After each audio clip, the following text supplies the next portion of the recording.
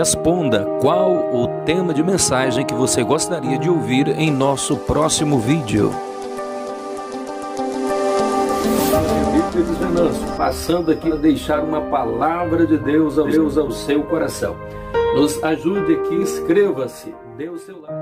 Fim, porque você chegou ao seu limite, você já não consegue mais, de tantas vezes que perdoou, de tantas vezes que você viu essa pessoa errando, falhando, a própria sociedade já não acredita mais nele, você já não acredita mais nele. Quem é o teu Jezreel? Quem é essa terra prometida que você conhece agora, que você visualiza? Eu quero dizer para você, se a tua misericórdia chegou ao fim, se a...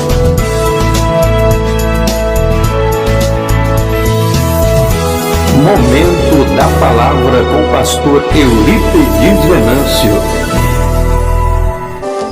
Você já se inscreveu em nosso canal no YouTube? Compartilhe com seus amigos e divulgue nossos vídeos. Mensagens de fé, reflexão, esperança e motivação.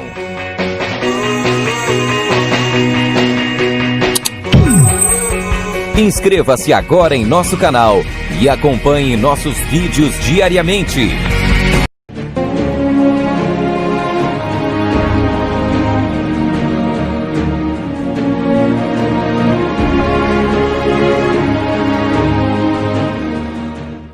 E aqui com Naum também não é diferente. A gente, evidentemente, que esse profeta estava preocupado. Então, esta profecia aqui, na verdade, de Naum, ela vai vir como que um refrigério para a nação de Israel. Ora, alguém disse assim, mas como é que uma cidade vai ser destruída e isso pode ser refrigério para uma outra cidade? Para você entender um pouco melhor, quando você se reportar, por exemplo, no templo, lembra-se, pois, dos judeus mortos nas câmaras de confinamento. Hitler, quando ele vem com toda a força para cima dos judeus, e o desejo dele era destruir, porque tudo aí tem uma obra do anticristo, era para destruir o povo, para destruir a nação de Israel. E o que acontece ali de muito interessante?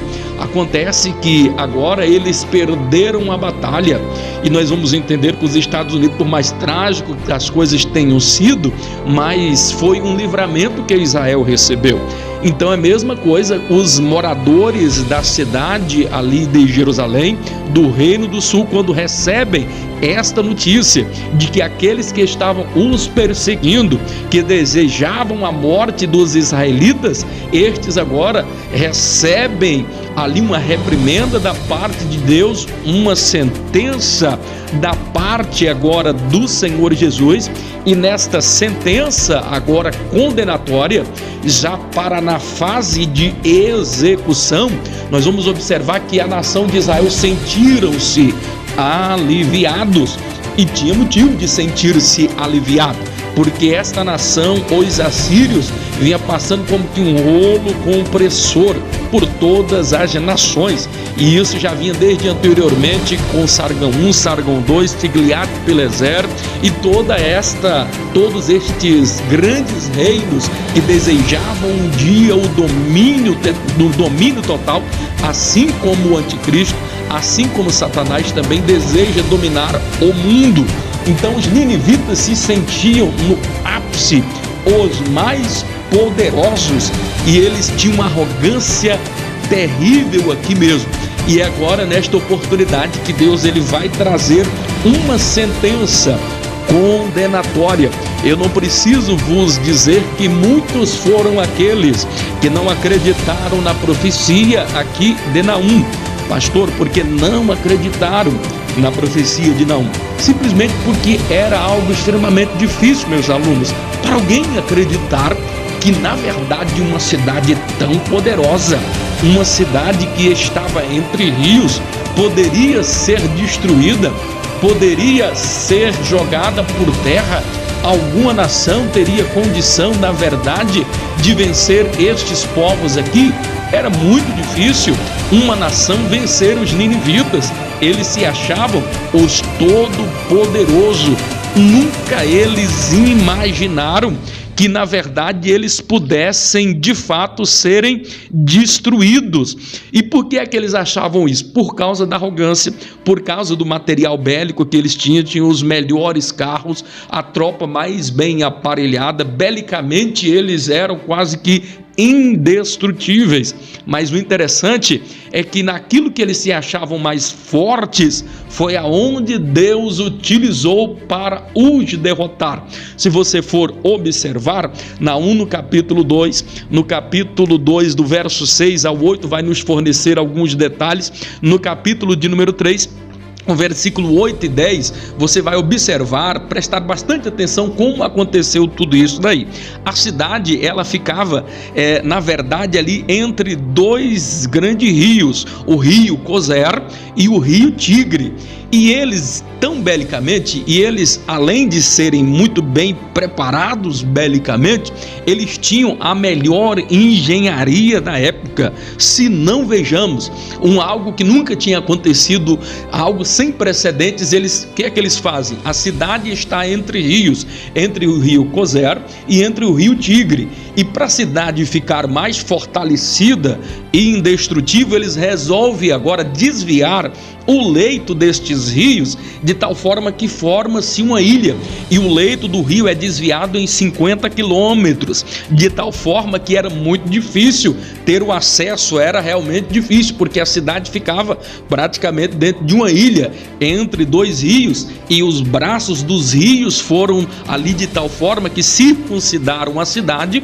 Além de tudo isso daí, eles erigiram uma grande muralha de uma altura de 9 metros por 6 metros de largura, intransponível. Ninguém nunca imaginou que na verdade esta cidade pudesse ser tomada. Era por isso que todas as pessoas, todos os reinos, quando falavam dos assírios, quando lembravam da capital assíria, eles imaginavam que era um reino muito difícil de ser dominado. Era praticamente impossível alguém prevalecer diante da força e do poderio deste grandioso império. E por causa de tudo isso, e por isto daí, eles se imaginavam intransponíveis às suas muralhas. Agora aqui nós aprendemos algo bastante interessante. O rei Senaqueribe, estes homens orgulhosos, tal como eles eram quando estão aqui na edificação disto daqui, nunca imaginavam que aquilo que era a sua maior fortaleza, aquilo que era a sua maior força, seria o local onde Deus iria os subjugar. Observem que toda essa força deles em parte residia porque a cidade estava entre rios. Deus utiliza-se a sua principal fortaleza para destruir por essa própria fortaleza. O que acontece? Há uma grande inundação, e essa grande inundação é da parte de Deus, porque apenas um destes rios inundou. Apenas um braço deste rio inundou. Se fosse por chuva ou alguma outra coisa, os dois braços teriam inundado, mas foi apenas uma inundação de apenas um braço e destruiu por completo aquela muralha, ficou se quebrando como que se fosse na verdade um isopor. O que eu aprendo com isso? É que a nossa força é como que um isopor diante de Deus. A arrogância do homem diante de Deus não é nada. Por isso que nós precisamos ter este sentimento de que o homem só é alguma coisa se esse homem estiver intimamente ligado com Deus, estiver voltado para Deus, e esse homem estiver debaixo da proteção de Deus. Porque se o Senhor não vigiar a cidade, em vão vigia a sentinela. Então é Deus que nos guarda, é Deus que nos protege. Se não for o Senhor nosso Deus que nos protege, ai de nós, estaríamos perdidos. Todos nós estamos sobremodo atônitos e perplexos com todas as notícias, sobretudo desta pandemia que nós estamos vivendo nesse período. Mas o interessante é nós observarmos que, ainda que preocupados como nós estamos, nós temos que entender que Deus está no controle. Temos que fazer a nossa parte? Temos que ter os nossos cuidados? Temos, porque não podemos tentar o Senhor nosso Deus. Mas a principal vigilância ou principal cuidado,